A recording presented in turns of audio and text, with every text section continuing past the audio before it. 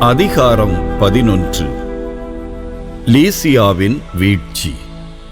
சிறிது காலத்திற்குப் பின் மன்னனுடைய பாதுகாவலனும் உறவினனும் ஆட்சி பொறுப்பாளனுமான லீசியா நடந்தவற்றைக் கண்டு பெரிதும் எரிச்சல் அடைந்தான்.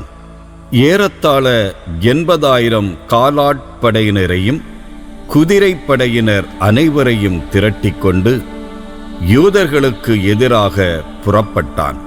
எருசலேம் நகரை கிரேக்கர்களின் குடியிருப்பாக மாற்ற திட்டமிட்டான். பிறவினத்தாரின் கோவில்கள் மீது வரி விதித்தது போல் எருசலேம் கோவில் மீதும் வரி விதிக்கவும், ஆண்டுதோறும் தலைமை குரு பீடத்தை விலை பேசவும் எண்ணினான். கடவுளின் ஆற்றல் பற்றி அவன் ஒருபோதும் நினைத்து பார்த்ததில்லை. மாறாக பெருந்திரளான தன் காலாட்படையினரையும் ஆயிரக்கணக்கான குதிரைப்படையினரையும் 80 யானைகளையும் நம்பி இருமாப்பு கொண்டான். யூதேய நாட்டின் மீது லீசியா படையெடுத்துச் சென்று எருசலேமிலிருந்து ஏறத்தாழ 30 கிலோமீட்டர் தொலைவில் இருந்த அரண்சூழ் நகரான பெத்சூரை நெருங்கி அதை வன்மையாக தாக்கினான். கோட்டைகளை லீசியா முற்றுகையிட்டது பற்றி மக்கபேயுவும் அவருடைய ஆட்களும் அறிய நேர்ந்தது.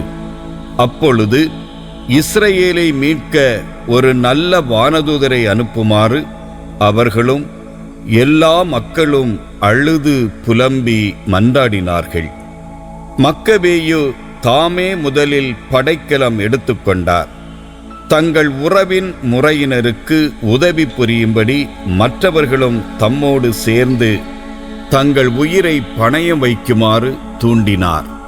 அவர்களும் விருப்புடன் ஒன்றாக சேர்ந்து முன்னேறிச் சென்றார்கள். அவர்கள் எருசலேமுக்கு அருகில் இருந்தபோதே வெண்ணாடை அணிந்து பொன் படைக்கலங்களை சுழற்றி கொண்டிருந்த குதிரை வீரர் ஒருவர் அவர்களுக்கு முன்னே தோன்றினார். அப்போது அவர்கள் அனைவரும் இணைந்து இரக்கமுள்ள கடவுளை போற்றினார்கள். அவர்கள் எத்துணை ஊக்கமடைந்திருந்தார்கள் என்றால், மனிதரை மட்டுமன்று கொடிய காட்டு விலங்குகளையும் இரும்பு மதில்களையுமே தாக்கும் அளவுக்கு துணிந்திருந்தார்கள். விண்ணக இறைவனாகிய ஆண்டவர் அவர்கள் மீது இரக்கம் கொண்டு அவர்களுக்கு துணை செய்யவே அவர்கள் போரில் முன்னேறிச் சென்றார்கள். அவர்கள் சிங்கங்களைப் போல தங்கள் எதிரிகள் மீது சீறி பாய்ந்து அவர்களில் 11,000 காலாட்படையினரையும் 1,600 குதிரைப்படையினரையும் கொன்றார்கள். எஞ்சியிருந்த அனைவரையும் புறமுதுகு காட்டி ஓடச் செய்தார்கள். அவர்களுள் பலர் காயமடைந்து படைக்கலங்களை இழந்து தப்பிச் சென்றார்கள். லீசியாவும் இழிவுற்று தப்பியோடினான். லீசியா யூதர்களோடு சமாதானம் செய்து கொள்ளுதல். அறிவாளியான லீசியா தனக்கு நேரிட்ட தோல்வியைப் பற்றி சிந்திக்கலானான். ஆற்றல் படைத்த கடவுள் யூதர்கள் சார்பாக போரிட்டதால்தான் தன்னால் அவர்களை வெல்ல முடியவில்லை என்பதை உணர்ந்து கொண்டான். ஆகவே அவர்களிடம் ஆள் அனுப்பி முறையான உடன்பாட்டுக்கு இசையுமாறு அவர்களை தூண்டினான். மன்னனை வற்புறுத்தி அவனை அவர்களின் நண்பனாக்க முயல்வதாக உறுதிமொழிந்தான். பொது நன்மையை கருதி லீசியாவின் பரிந்துரைகள் அனைத்துக்கும் மக்கபேயு இசைந்தார். அவர் யூதர்கள் சார்பாக அவனிடம் எழுத்து மூலம் விடுத்திருந்த வேண்டுகோள்கள் அனைத்தையும் மன்னன் ஏற்றுக்கொண்டான். லீசியா யூதர்களுக்கு எழுதிய மடல் பின்வருமாறு. யூத மக்களுக்கு லீசியா வாழ்த்து கூறி எழுதுவது. நீங்கள் அனுப்பி வைத்த யோவானும் அப்சலோமும் உங்களது மனுவை என்னிடம் கொடுத்து அதில் குறிப்பிட்டுள்ளவற்றை நிறைவேற்றும்படி கேட்டுக்கொண்டார்கள். மன்னருக்கு தெரிவிக்கப்பட வேண்டிய அனைத்தையும் நான் ஏற்கனவே அறிவித்து விட்டேன். அவரும் தம்மால் கூடுமானவற்றை செய்வதாக ஒப்புக்கொண்டுள்ளார். அரசிடம் நீங்கள் நல்லெண்ணம் காட்டினால் எதிர்காலத்தில் உங்கள் நலனுக்காக பாடுபட முயல்வேன். இவற்றை பற்றி விளக்கமாக உங்களோடு கலந்து பேசுமாறு உங்களுடைய தூதர்களுக்கும் என்னுடைய பிரதிநிதிகளுக்கும் பணித்திருக்கிறேன்.